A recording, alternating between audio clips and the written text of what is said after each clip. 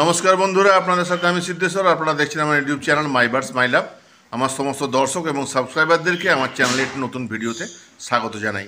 বন্ধুরা, আজকে আমি আপনাদের সঙ্গে আলোচনা করব 7টি বিষয় নিয়ে, যেগুলো ঠিকমতো অনুসরণ করলে আমরা বার্জিস বা বদ্রি পাখির থেকে সঠিক ব্রিডিং, ভালো ব্রিডিং আশা করতে পারি বা পেতে পারি। তাহলে চলুন বন্ধুরা, ভিডিওটি শুরু করা যাক। কিন্তু তার আগে একটা ছোট্ট অনুরোধ, যদি আপনি আমার চ্যানেলে নতুন হয়ে থাকেন অবশ্যই আমার চ্যানেলটি সাবস্ক্রাইব করুন, বন্ধুদের মধ্যে শেয়ার করুন, লাইক আর কমেন্ট দিয়ে জানান কেমন লাগলো, আর অবশ্যই সাবস্ক্রাইব করে মনে করে বেল আইকন প্রেস করবেন, যাতে আমি কোনো নতুন ভিডিও আপলোড করলে আপনারা তার নোটিফিকেশান পান। চলুন তাহলে ভিডিওটি শুরু করা যাক।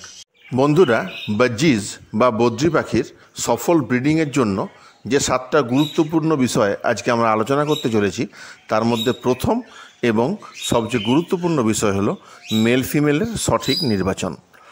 মেল ফিমেল সঠিকভাবে নির্বাচন না করে যদি আমরা পাখি কিনি, আমরা যদি একটা সেটআপে একসাথে সবগুলো মেল বা সবগুলো ফিমেল রাখি, তাতে কিন্তু ব্রিডিং হয় না।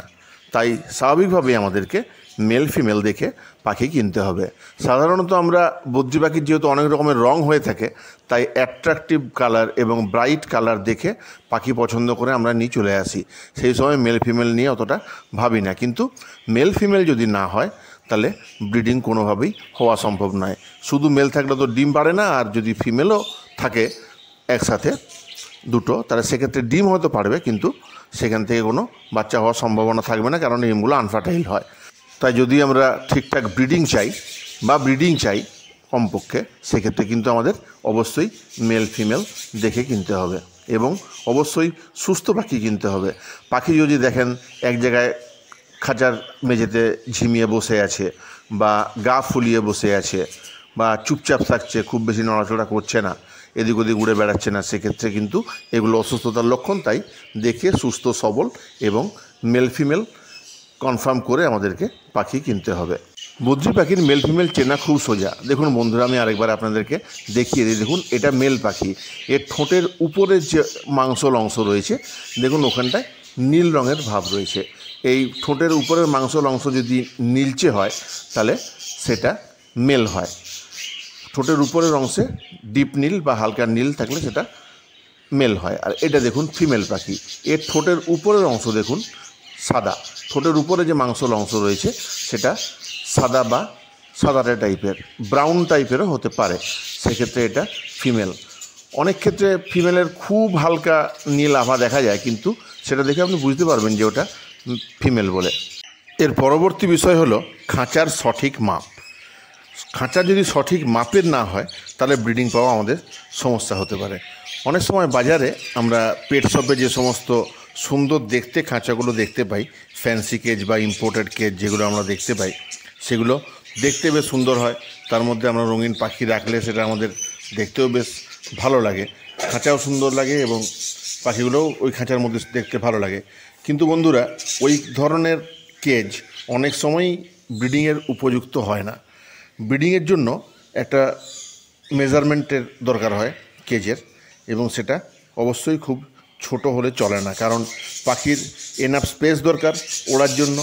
উড়লে ওদের স্বাস্থ্য ভালো থাকবে এবং ব্রিডিংও ভালো হবে। তাই পাখি অনুযায়ী কি মাপের কেজ আমাদের নেওয়া দরকার, সেই মাপ নির্দিষ্ট করে সেইভাবে আমাদের কেজ সিলেক্ট করতে হবে। যেমন দেখুন, আমি আপনাদের খাঁচাগুলো দেখাই। এই যে দেখুন যে কেজগুলো রয়েছে, এটা দেখতে বেশ সুন্দর, ভিতরে দোলনা দেওয়া আছে, পার্চ দেওয়া রয়েছে, খাঁচাগুলো পরিষ্কার করাও ইজি। কিন্তু এই ফ্যান্সি কেজের মাপ কিন্তু বার্জিসের ব্রিডিংয়ের উপযুক্ত নয়। এগুলো দেখতে সুন্দর হলেও এটা পাখিগুলো হয়তো আনন্দেই থাকবে, কিন্তু ব্রিডিং ঠিকঠাক হবে না। তাই বন্ধুরা, নিচে যে আমরা কেজগুলো দেখতে পাচ্ছি, রেক্ট্যাঙ্গুলার কেজগুলো, এই ধরনের কেজ তবু নেওয়া যেতে পারে। অ্যাকচুয়ালি মেজারমেন্ট বা পরিমাপটা একটা ফ্যাক্টর। এক পেয়ার বার্জিসের জন্য 1.5 বাই 2 বাই 1.5 কেজ কমপক্ষে দরকার, মানে 1.5 ফুট লম্বা, 2 ফুট চওড়া এবং 1.5 ফুট গভীর। আর যদি আরেকটু স্পেসিয়াস জায়গা দিতে চান, সেক্ষেত্রে 3 বাই 1.5 বাই 1.5 বা 3 বাই 1.5 বাই 2, অর্থাৎ 3 ফুট লম্বা, 1.5 ফুট চওড়া, 1.5 ফুট গভীর, বা 2 ফুট চওড়া, 1.5 ফুট গভীর কেজ আমাদেরকে দিতে হবে পাখিদের ঠিকঠাক ব্রিডিংয়ের জন্য। আরেকটা জিনিস বন্ধুরা খেয়াল রাখতে হবে, যে খাঁচাটার শেপ রেক্ট্যাঙ্গুলার হলেই ভালো হয়। এই খাঁচার বিষয়টা ব্রিডিংয়ের ক্ষেত্রে একটি গুরুত্বপূর্ণ বিষয়। আর যদি আপনারা কলোনিতে পালন করেন সেক্ষেত্রে তো খাঁচার মেজারমেন্ট নিয়ে প্রবলেম কিছু থাকছে না। কলোনিটা যতটা বড় করা যায়, পাখি উড়ার যত বেশি জায়গা পায় ততটাই ভালো হবে। পরবর্তী গুরুত্বপূর্ণ বিষয়টি হলো বন্ধুরা, আমাদের ব্রিডিং পাওয়ার ব্যাপারে একবারে তাড়াহুড়ো করা চলবে না। অনেক সময় আমরা বাজার থেকে পাখি কিনে এনে সেই দিনই বা তার পরের দিনই ওদের জন্য ব্রিডিং বক্স বা হাঁড়ি লাগিয়ে দিই যাতে ব্রিডিং হয়। অনেক সময় তো আবার আমরা নিজেরা সেটিং ঠিকমতো করতে পারবো না বলে দোকান থেকে হাঁড়ি লাগিয়েই পাখি কিনে নিয়ে আসি, যে একবারে সব রেডি করে নিয়ে যাই, তাহলে কিছুদিনের মধ্যে আমরা ব্রিডিং পাবো। কিন্তু বন্ধুরা, একটা জিনিস মাথায় রাখতে হবে যে একটা পাখি যদি আমরা কোনো পেট শপ থেকে কিনি, তাহলে সে ব্রিডারের কাছ থেকে পেট শপে আসছে, সেখানে কিছুদিন থেকে আবার আমাদের বাড়িতে আসছে।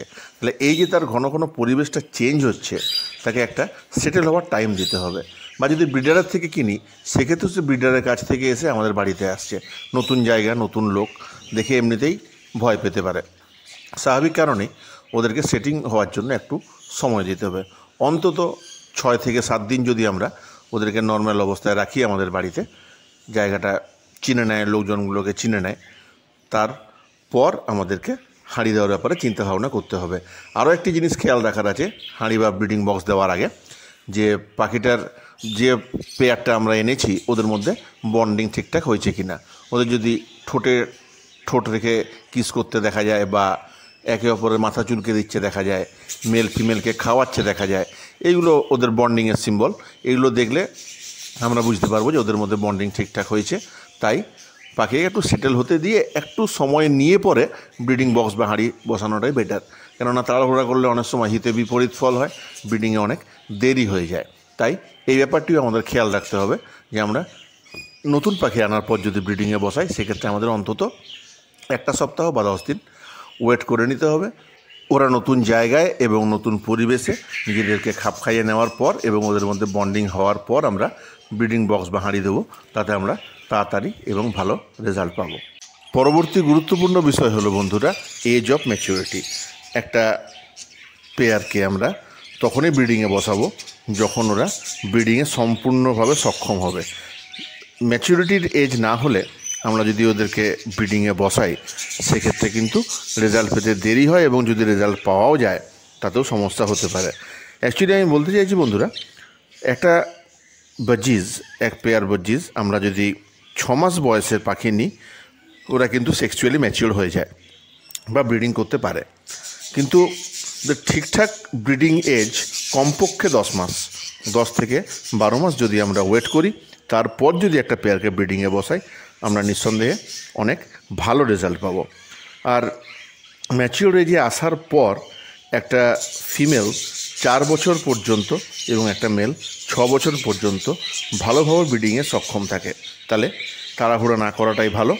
কিছুদিন ওয়েট করে ওদের ঠিকঠাক ফিজিক্যাল ফিটনেস হওয়ার পর বা সেক্সুয়াল ফিটনেস ঠিকঠাক হওয়ার পরই যদি আমরা ওদেরকে ব্রিডিংয়ে বসাই, সেটাই আমাদের ক্ষেত্রে বেশি ভালো হবে। কারণ আমরা তাহলে অনেক বেশি ভালো ব্রিডিং ওদের থেকে আশা করতে পারবো বা পেতে পারবো।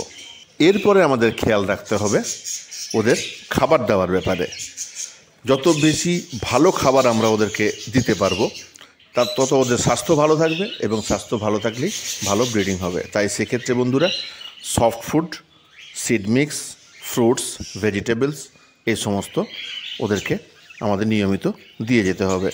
সকালে সফট ফুড দেওয়া হলো, একটু বেলা করে হয়তো কোনো দিন ফ্রুটস, কোনো দিন ভেজিটেবলস, কিছু ফল বা শাকসবজি দেওয়া হলো, আর তারপরে একটু বেলা করে বা দুপুর দিক করে আমরা ওদের সিড মিক্সটা দিলাম। সফট ফুডে ছোলা, জোয়ার, বাজরা, মুগ মুসুর, গোটা মুগ মুসুর ভেজানো, এগুলো দেওয়া যেতে পারে। ফ্রুটসের মধ্যে ওরা পেয়ারাটা খায়, শশাও অল্প অল্প খায়, গাজর কুচি করে দিলে খায়, এগুলো দেওয়া যেতে পারে। শীতকাল বা যখন গরমের প্রভাবটা কম, সেই সময় আমরা ওদের এগ ফুড দিতে পারি। আর সিড মিক্সের মধ্যে আমাদের কাংনি দানার সঙ্গে red millet, white millet, canary, এ সমস্ত মিশিয়ে এবং অল্প পরিমাণে সূর্যমুখীর বীজ, এগুলো মিশিয়ে একটা উপাদেয় সিড মিক্স তৈরি করে ওদেরকে নিয়মিত দিতে হবে। তার সাথে সাথে খাঁচায় cuttlefish bone, calcium block, minerals, এইগুলোর একটু যোগান রাখতে হবে, তাহলে ওদের স্বাস্থ্য ভালো থাকবে এবং স্বাস্থ্য ভালো থাকলে অবশ্যই ওরা খুব ভালো ব্রিডিং করবে। বন্ধুরা, এরপর আছে 6 নম্বর পয়েন্টে, এদের কেজের জায়গা যেন আমরা বারবার চেঞ্জ না করি। সাধারণত এই প্রবণতা আমাদের শীতকালে হয়, যে সকাল থেকে প্রচণ্ড ঠান্ডা ছিল, একটু রোদ দিয়েছে, তাহলে পাখিটার খাঁচাটা রোদে রাখি, ওরা ঠান্ডা থেকে একটু মুক্তি পাবে। আবার অন্য সময় হয়তো গরমে যেখানে খাঁচাটা রাখা হয়েছে গুমোট হয়ে গেছে, বা বাতাস চলাচল তেমন করছে না, তাহলে পাখিটাকে একটু হাওয়া দিচ্ছে এরকম জায়গাতে রাখি। এরকমভাবে অনেক সময় আমরা খাঁচার এদিক ওদিক লোকেশনটা চেঞ্জ করি। এটা কিন্তু পাখির সেই মুহূর্তের জন্য হয়তো উপকারী হয়, কিন্তু ব্রিডিংয়ের ক্ষেত্রে প্রবলেম বন্ধুরা। কেননা বারবার জায়গা চেঞ্জ করলে ওরা ওই জায়গাটার সঙ্গে আমরা অ্যাডজাস্ট করতে একটু সময় নিয়ে নেয়।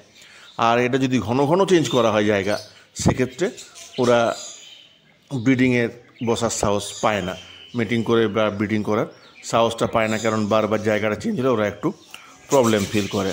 তাই এটা আমাদের একটু খেয়াল রাখতে হবে। ভালো ব্রিডিং পেতে গেলে চেষ্টা করতে হবে খাঁচাটা যেন আমরা একই জায়গাতে রাখতে পারি। আরও একটা ব্যাপার হচ্ছে, যেটা লাস্ট এবং গুরুত্বপূর্ণ বিষয়, পাখিদের ব্রিডিংয়ের জন্য যে কোনো পাখিকে কিন্তু একটু প্রাইভেসি দিতে হয়। বড় পাখির ক্ষেত্রে যেমন কাকাতুয়া, ম্যাকাও, ওদের তো ধারে কাছেই যাওয়া তেমনভাবে চলে না, ডিস্টার্ব করা চলে না খাবার দেওয়ার সময় ছাড়া। কিন্তু এছাড়া এই সমস্ত ছোটো পাখি যেমন বাজিজ, ফিঞ্চ, ককাটেল, লাভ বার্ডস, এদেরকেও একটু প্রাইভেসির ব্যবস্থা করতে হয়। প্রাইভেসি ইন দ্য সেন্স, অকারণ ওদেরকে ডিস্টার্ব করা। প্রতিদিনই দুবেলা আমরা হাঁড়ি বা ব্রিডিং বক্স চেক করতে শুরু করলাম, ডিম দিল কি না, কটা দিয়েছে, আজ একটা দিয়েছে, তাহলে কালকে হয়তো আরেকটা দেবে, এইভাবে চেক করা। বা পাখিটাকে ধরে অ্যাবডোমেন চেক করা, যে ব্রিডিং মিটিং তো করেছে দেখলাম, তাহলে ডিম এসছে কিনা পেটে দেখি। এই ধরনের ব্যাপারগুলো যতটা আমরা অ্যাভয়েড করতে পারবো তত ভালো হয়। ওদেরকে খাবার দেওয়ার সময় বাদ দিয়ে বাকি সময় ডিস্টার্ব না করাটাই ভালো। আর খুব বেশি লোকজন যাওয়া আসা করে, প্রায় লোক আসে এদিক ওদিক, বা কোনো বেশি আওয়াজ হয়, এরকম জায়গাতে ওদেরকে না রাখাটাই ভালো। সেক্ষেত্রে তাহলে আমরা ওদেরকে প্রাইভেসি ঠিকমতো দিলে ওরা ব্রিডিং ভালো করবে। তাহলে বন্ধুরা, এই 7টা পয়েন্ট, এই 7টা বিষয় যদি আমরা ভালো করে খেয়াল রাখি, তাহলে আমরা অবশ্যই বাজিজের থেকে ভালো ব্রিডিং পাবো আশা করা যায়। বন্ধুরা, আশা করি ভিডিওটি আপনাদের ভালো লেগেছে। যদি ভালো লেগে থাকে অবশ্যই বন্ধুদের মধ্যে শেয়ার করবেন, আর আমার চ্যানেলটি সাবস্ক্রাইব করবেন যদি আপনি নতুন হয়ে থাকেন। দয়া করে বেল আইকন প্রেস করবেন সাবস্ক্রাইব করে, যাতে নতুন কোনো ভিডিও আপলোড করলে আপনারা তার নোটিফিকেশান পান। অনুরোধ রইল লাইক শেয়ার কমেন্টস দেওয়ার জন্য, যাতে আমি জানতে পারি আপনাদের কেমন লাগলো। তাহলে দেখা হবে পরের ভিডিওতে বন্ধুরা। নমস্কার, ভালো থাকুন, আপনাদের পাখিদেরকেও ভালো রাখুন।